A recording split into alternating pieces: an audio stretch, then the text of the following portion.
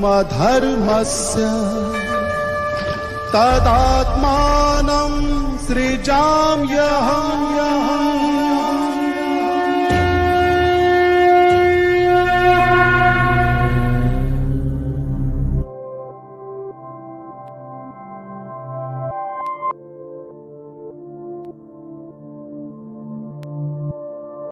ओम शांति। आजिर साकार मुरली को स्पष्टीकरण करिवे आदरणीय पार्वती भौणी। ओम शांति। ओम शांति। आजिर डेट 8/3/2022। मिठे बच्चे, एकमात्र बाबांक सहित वास्तव और सत्य स्नेह रख, तांक मतरे चाल, तेबे अन्य सबु मित्र संबंधी मानक ठारू मोह तुटिजिव। बाबाजी कहते आमको नष्ट मोह हवाको हेले एक बाबांक सहित सत्य स्नेह रखिबा, अर्थात सच्चा स्नेह रखिबा। आ बाबांक सहित स्नेह रखिबा सहित सबुठारू ममत्व तुटेई देवा। जदि बाबांक सहित सर्व संबंध रखिबा, बापा रूपरे, टीचर रूपरे, सद्गुरु रूपरे, माता रूपरे एवं बंधु सखा सुप्रीम सर्जन रूपरे बाबा सहित संबंध रखिबा, ताहले ए संसार देहधारी संबंध मानक पाखरु मोह तुटिजिव। आ बाबांक सहित जेतेबेले आमर शुद्ध मोह रहिबो, बाबांक सहित आमर लव रहिबो, सेतेबेले बाबा ही याद रहिबे। आ विकर्म मध्य विनाश होइजिव। आमे अंत समय घर को गला बेले बाबा ही मने पड़िबे। एई होउछि आमर अंतिम परीक्षा। आजिर प्रश्न, बाबांक व्यतीत केउ शब्द को कौनसी मनुष्य उच्चारण करि पारिबो नाही?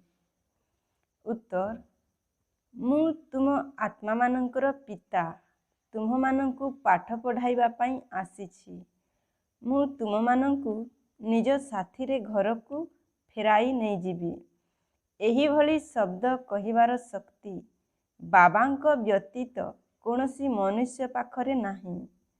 तुमको निश्चय रहिछि जे एही नुआ ज्ञान नुआ विश्व पाई उद्दिष्ट, जहा स्वयं आत्मिक पिता आमको पढ़ाउछंती। आमे ईश्वरीय विद्यार्थी अटू।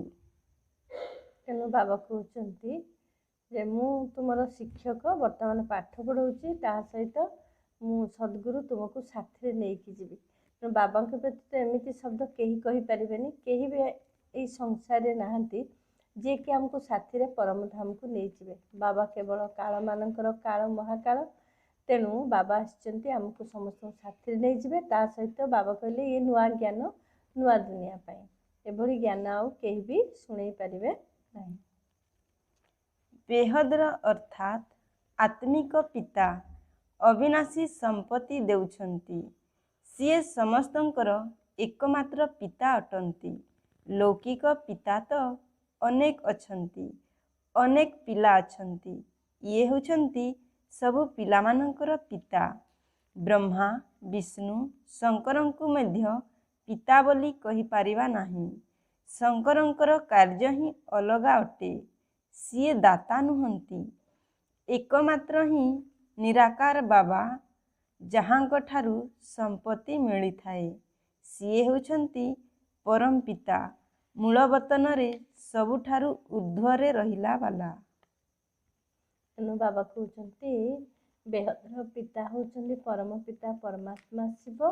तेणु ब्रह्मा, विष्णु, शंकर ये तीन जन को मध्य बेहद्र पिता कहा जाई परिबो नाही। शंकर अलगा, जे कि तपस्या करिबा वाला, से दाता भी नुहंती। तेणु बेहद्र पिता शिव बाबा केवल दाता अटंती, से ही केवल पिता अटंती। कन्या मानकर कन्हैया बाबा तो प्रसिद्ध अटंती।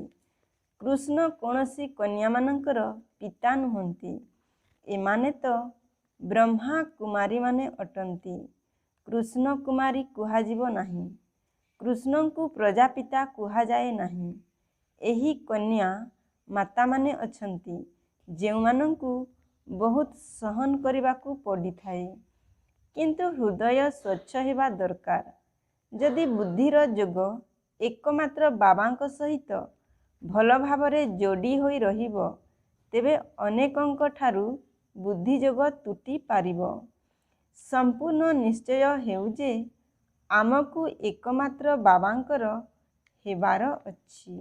ତେଣୁ ବାବା କହୁଛନ୍ତି ମାତା କନ୍ୟା ମାନଙ୍କର ବାବା ପ୍ରିୟ ହେଇଥିବା କାରଣରୁ, ଖାସ୍ କରି କନ୍ୟାମାନଙ୍କ କାରଣରୁ ବାବାଙ୍କୁ କହ୍ନେୟା ବୋଲି ମଧ୍ୟ କୁହାଯାଏ।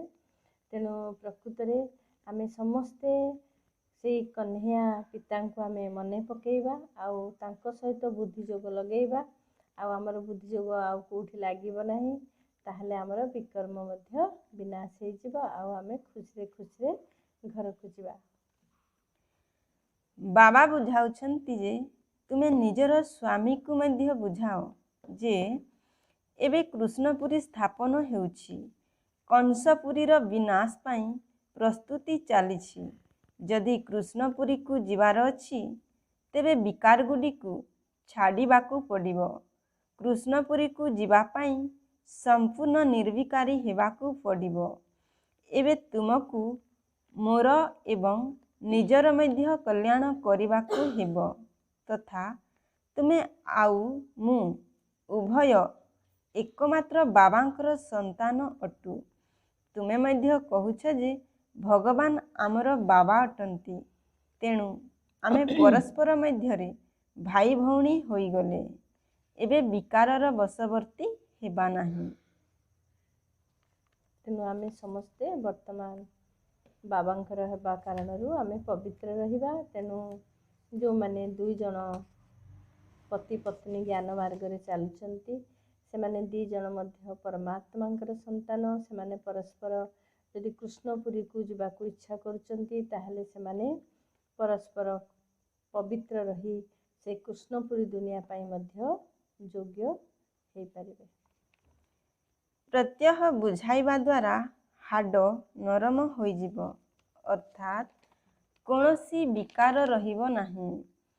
କନ୍ୟାମାନେ ତ ସ୍ୱତନ୍ତ୍ର ଅଟନ୍ତି, କେବଳ ସେମାନଙ୍କର ସଙ୍ଗ ଖରାପ ନ ହେଉ। ଏହି ଅପବିତ୍ର ଭ୍ରଷ୍ଟାଚାରୀ ଦୁନିଆ ବିନାଶ ହେବାର ଅଛି। ବାବା କହୁଛନ୍ତି ପବିତ୍ର ହୁଅ, ତେବେ ତୁମେ ପବିତ୍ର ଦୁନିଆର ମାଲିକ ହୋଇଯିବ। ଏହିପରି ଯୁକ୍ତିର ସହିତ ବୁଝାଇବାକୁ ହେବ। ବିଷ୍ଠାର କୀଟ ଅର୍ଥାତ୍ ନର୍କବାସୀଙ୍କୁ ମଧ୍ୟ ତାଙ୍କ ପାଖରେ ଜ୍ଞାନର ଭୁଁ ଭୁଁ କରି ନିଜ ସମାନ କରିବାକୁ ହେବ। ଶକ୍ତି ସେନାଙ୍କ ପାଖରେ ଶକ୍ତି ମଧ୍ୟ ରହିବା ଆବଶ୍ୟକ ନା। ତେଣୁ ବାବା କହୁଛନ୍ତି ଆମେ ଯେତେ ଥରକୁ ଥର ଯଦି ବୁଝେଇବା ହାଡ଼ ମଧ୍ୟ ନରମ ହେଇଯିବ। ଅର୍ଥାତ୍ ଆମେ ଜ୍ଞାନ ଯଦି ଭୁଁ ଭୁଁ କରିବା ତାହେଲେ ନର୍କର କୀଡ଼ା ମଧ୍ୟ ଭ୍ରମରୀ ହେଇଯାଇଥାଏ। ଅର୍ଥାତ୍ এই ନର୍କରେ ରହୁଥିବା ଆମେ ପତିତ ମାନବମାନେ ମଧ୍ୟ ସେମାନେ ବଦଳିଯିବେ। ତେଣୁକରି ଚାହେ ଘର ଗୃହସ୍ଥରେ ରହୁଥିବା ଆତ୍ମାମାନେ ହୁଅନ୍ତୁ ବା ଯିଏ ବି ହୁଅନ୍ତୁ, ବାରମ୍ବାର ଜ୍ଞାନ ଶୁଣି ଶୁଣି ସେମାନଙ୍କ ଭିତରେ ପରିବର୍ତ୍ତନ ଶକ୍ତି ଆସିଯିବ ସୁନିଶ୍ଚିତ। ବୁଦ୍ଧିର ଯୋଗ ଜଣଙ୍କ ସହିତ ହିଁ ରହୁ। ଏହି ସବୁ ଦାଦା, ମାମୁଁ, କାକା ଆଦି ଡ୍ରାମାର ଅଭିନେତା ଅଟନ୍ତି। ଏବେ ଖେଳ ଶେଷ ହେଉଛି, ଘରକୁ ଫେରିବାକୁ ହେବ। ବିକର୍ମର ହିସାବପତ୍ର ସମାପ୍ତ କରିବାକୁ ହେବ। ତେଣୁ ଏହି ପୁରୁଣା ଦୁନିଆରୁ ମନ ହଟାଇ ଦେବାକୁ ହେବ। ଏକମାତ୍ର ବାବାଙ୍କୁ ୟାଦ କରିବାକୁ ପଡ଼ିବ। ବାବା କହୁଛନ୍ତି ଯଦି ଶ୍ରୀମତରେ ଚାଲିବ ତେବେ ସ୍ୱର୍ଗର ବାଦଶାହୀ ପାଇବ। ଏହି ଶ୍ରୀମତ ଭଗବାନଙ୍କର ଅଟେ। ତେଣୁ ବାବାଙ୍କର ଶ୍ରୀମତକୁ ଆମେ ଯଦି ଧାରଣ କରିବା ତାହେଲେ ଆମର ବୁଦ୍ଧିଯୋଗ ବାବାଙ୍କ ପାଖରେ ହିଁ ଲାଗିବ।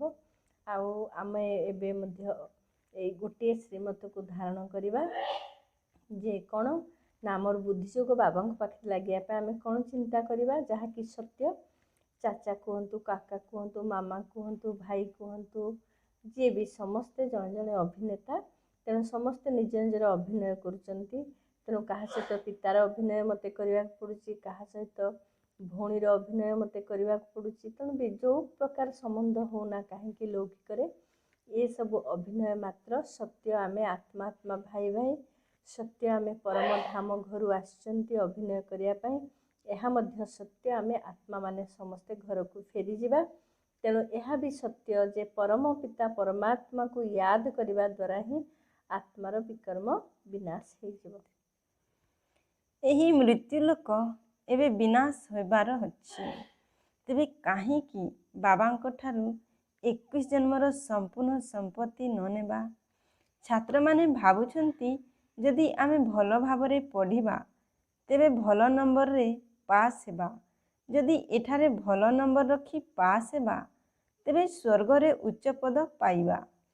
ସେଠାରେ ରାଜକୁମାର ରାଜକୁମାରୀ ହେବା ଆବଶ୍ୟକ। ସମସ୍ତେ ତ ହେବେ ନାହିଁ।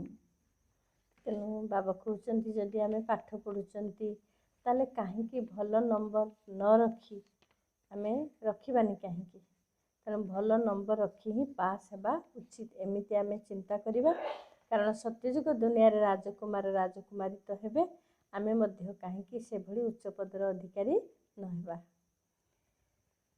ତୁମେ ଜାଣିଛ ଯେ ଯେଉଁ ଅଭିନୟ ଚାଲିଛି ତାହା 5000 ବର୍ଷ ପୂର୍ବରୁ ମଧ୍ୟ ଚାଲିଥିଲା।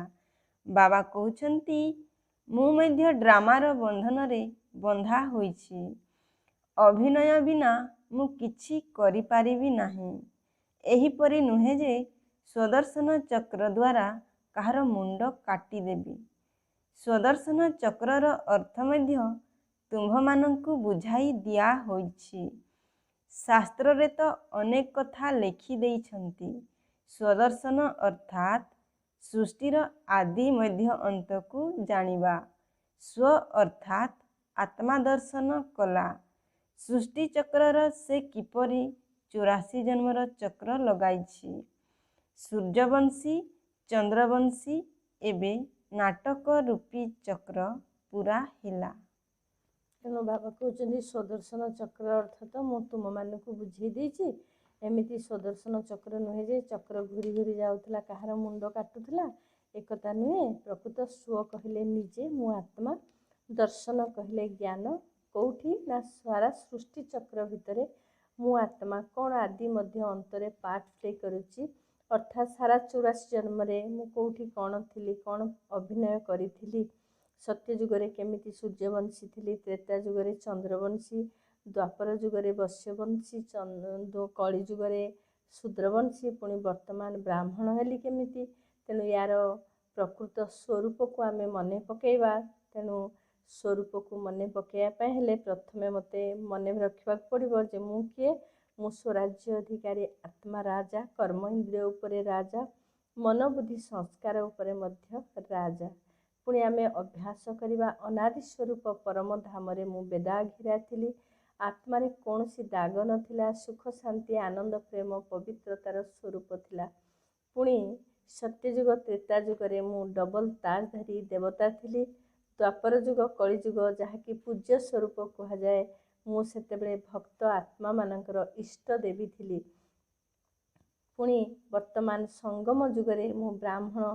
ପରମାତ୍ମାଙ୍କର ପାଳନା ପଢ଼ାଇ ପ୍ରାପ୍ତିର ଆଧାର ହେଉଛି ସବୁ ପ୍ରକାରର ପ୍ରାପ୍ତି ମୋତେ ମିଳୁଛି। ପରମାତ୍ମା ପାଳନା ମିଳୁଥିବା କାରଣରୁ ମୁଁ ପଦ୍ମା ପଦ୍ମ ସୌଭାଗ୍ୟଶାଳୀ ଆତ୍ମା, ସର୍ବଶକ୍ତିବାନ ଭଗବାନଙ୍କର ମୁଁ ସର୍ବଶ୍ରେଷ୍ଠ ଆତ୍ମା ଅଟେ। ଏଇଭଳି ପୋଜିସନର ସ୍ମୃତି ଆସୁଛି।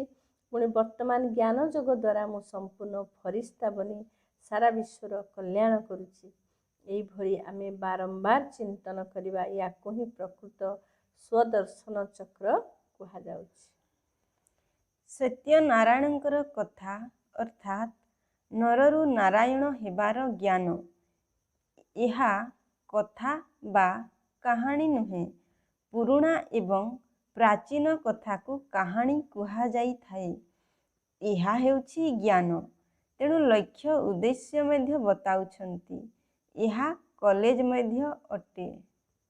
ତେଣୁ ବାବା କହୁଛନ୍ତି ଇଏ ଯେଉଁ ଜ୍ଞାନ ଆମେ ଶୁଣୁଛନ୍ତି ଇଏ କୌଣସି ପୁରୁଣା କଥା ବା କାହାଣୀ ନୁହେଁ। ଇଏ ହେଉଛି ଜ୍ଞାନ ସତ୍ୟ, ଯେଉଁ ଜ୍ଞାନକୁ ସତ୍ୟର ସମଜ ବୋଲି କୁହାଯାଉଛି। ଯେଉଁ ଜ୍ଞାନ ଦ୍ୱାରା ଆମେ ଆତ୍ମା ପରମାତ୍ମା ସୃଷ୍ଟି ଚକ୍ରର ଜ୍ଞାନକୁ ଆମେ ବୁଝିପାରୁଛନ୍ତି। ଯାହା ସତ୍ୟ, ଯାହା ଅନାଦି, ଆମେ ତାକୁ ଶୁଣୁଛନ୍ତି। ଇଏ କୌଣସି କଥା ବା କାହାଣୀ ନୁହଁ।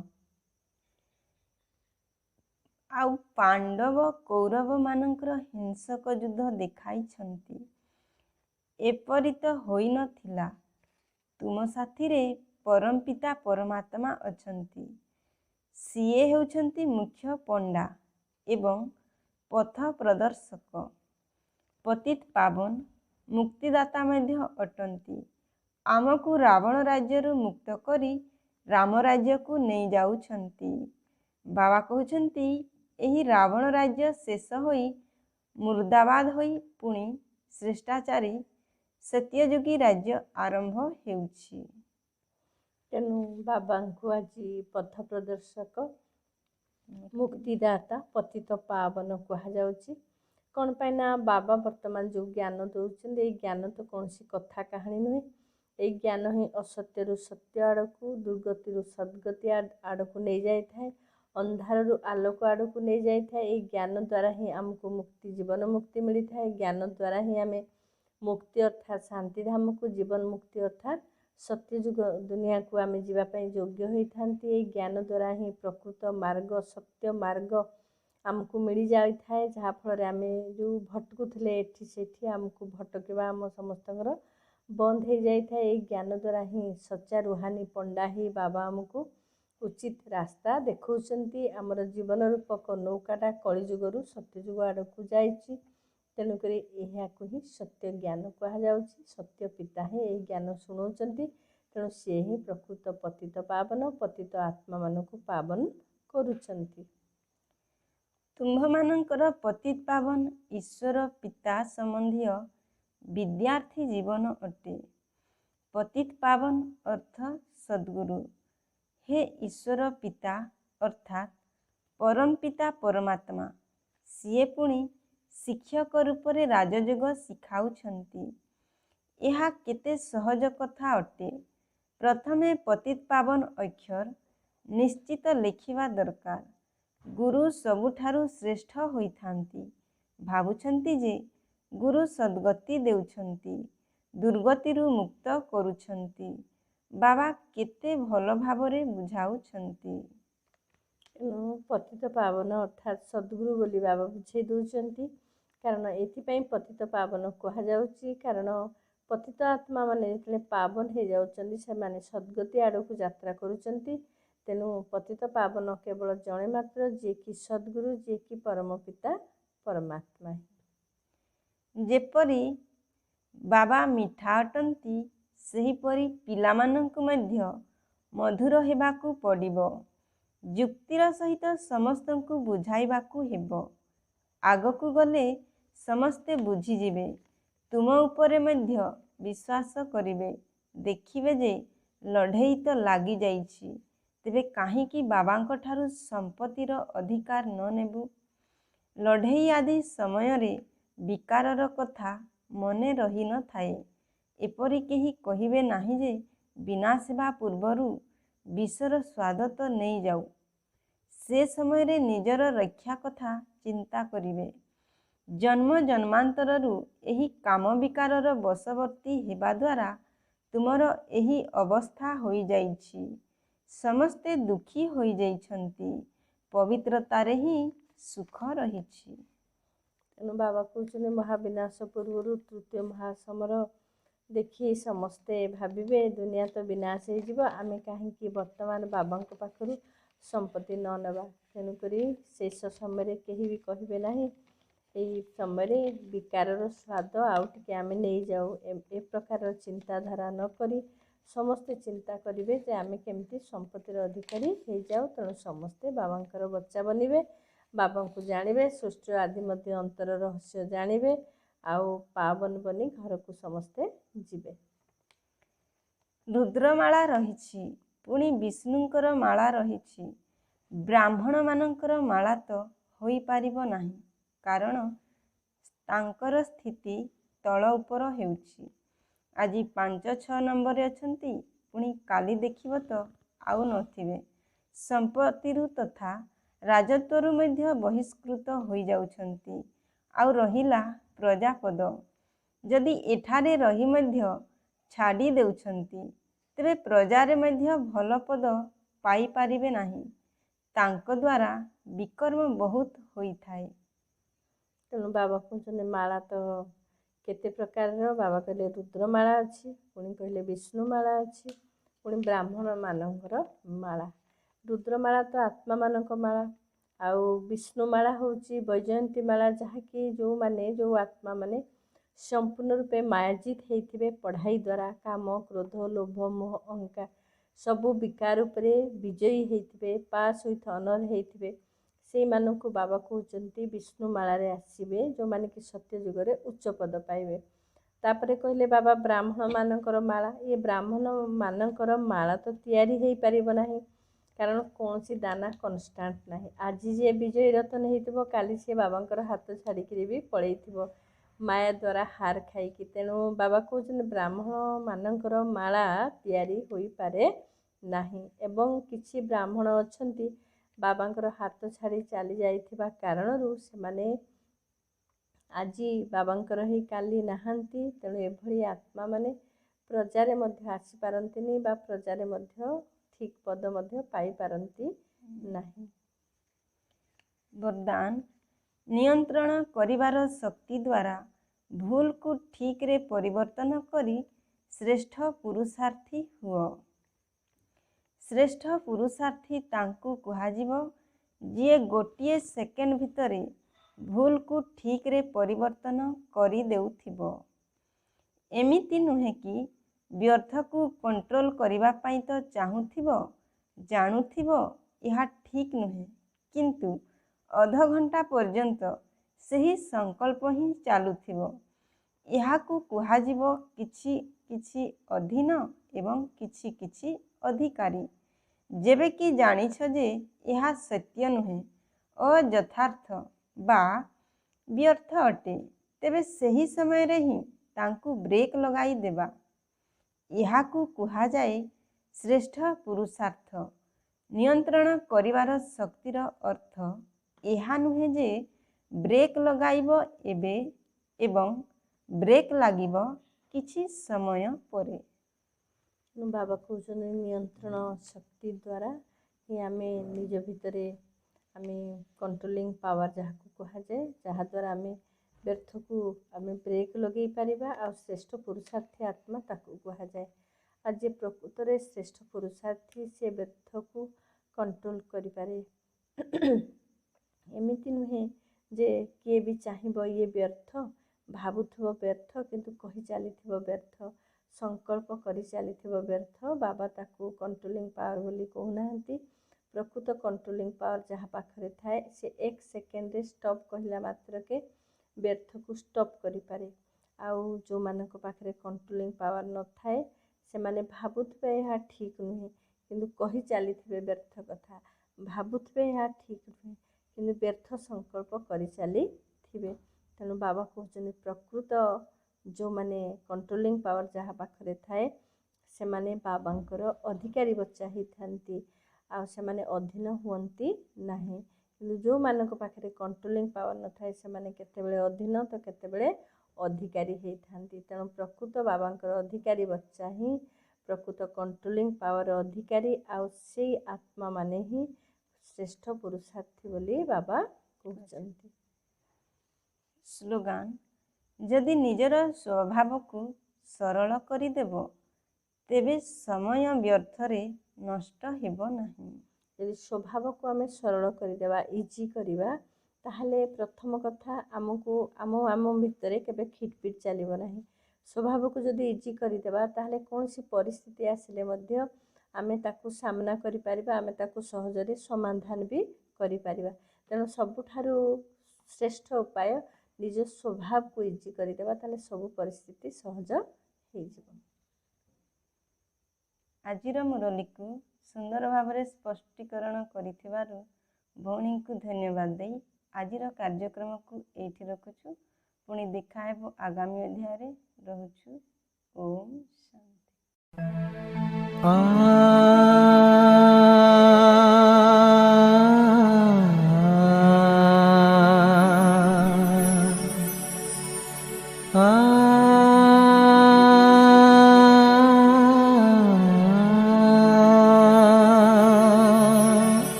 ଜାତି ଉଠିଲା ଜାଗି ଜ୍ଞାନର ଆଲୋକ ପାଇ, ଜ୍ଞାନର ଆଲୋକ ପାଇ। ପ୍ରଭୁ ପଥରେ ମୁଁ ଚାଲିଲି ଆତ୍ମାର ଗୀତି ଗାଇ, ଆତ୍ମାର ଗୀତି ଗାଇ। ଜୀବନ ଜ୍ୟୋତି ଉଠିଲା ଜାଗି ଜ୍ଞାନର ଆଲୋକ ପାଇ, ଜ୍ଞାନର ଆଲୋକ ପାଇ।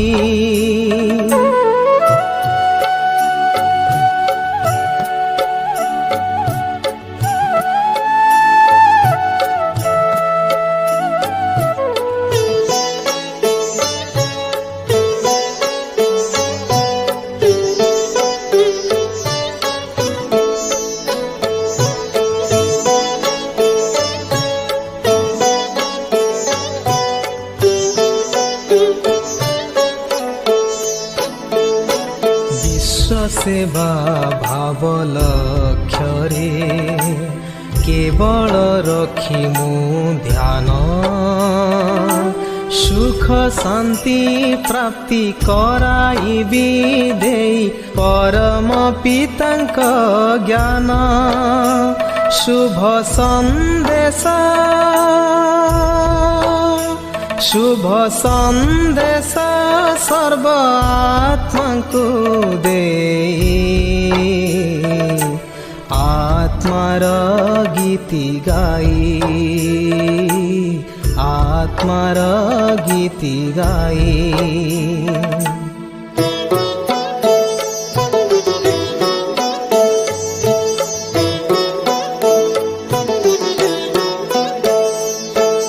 ଅପାର ଆନନ୍ଦ ଅନୁଭବ କରିବେ ପ୍ରଭୁଙ୍କ ସଙ୍ଗେ, ଧନ୍ୟ ହୋଇଯିବେ ଜନଗଣ ସବୁ ଅସୀମ ଶାନ୍ତି ଶକ୍ତିରେ। ସୁନେଲି ରଙ୍ଗେ, ସୁନେଲି ରଙ୍ଗେ ରଙ୍ଗି ଯିବେ ସବୁ ଆତ୍ମା ହୋଇ, ଆତ୍ମାର ଗୀତି ଗାଇ, ଆତ୍ମାର ଗୀତି ଗାଇ।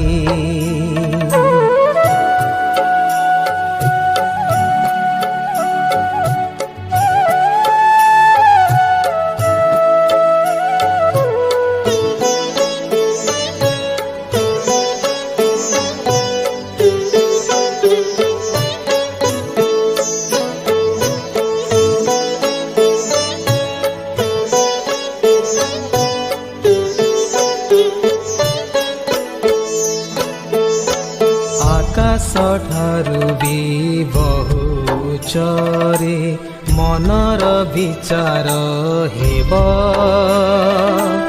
ଆଲୋକିତ ହୋଇ ନିର୍ମଳ ନେତ୍ରରେ ଚତୁର୍ଦିଗ ଚହଟିବ। ଜାତି ଭେଦ ସବୁ, ଜାତି ଭେଦ ସବୁ ଭୁଲି କହିବେ ଭାଇ ଭାଇ,